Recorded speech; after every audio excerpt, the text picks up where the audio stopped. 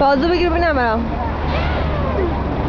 آخ آخ آخ آخ آخ تیپو برم. وای وای وای وای این پسر چه خوش تیپه. آقا هرکوله. وای وای وای اخمو ببین. آخ آخ آخ آخ.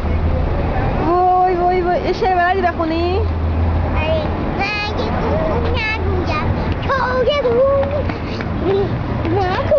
این حال جده چیز گرفتن داره شعر بخونه.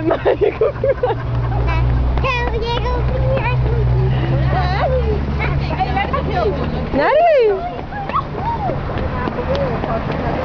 پسر گل پسر بینم یه ببینم تو برو میشیم مامان. مامان چه؟ یه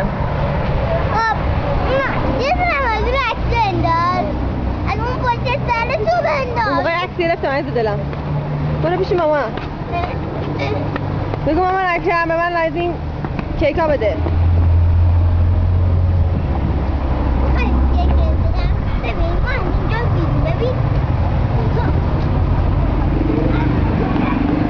تو که نمیتونی بچه.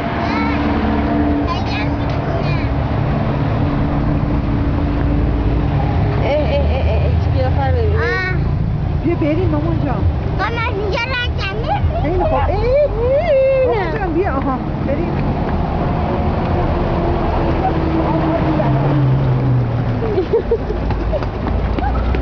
برو بالا برو بالا پیش بالا. برو پیش خاله مهسا.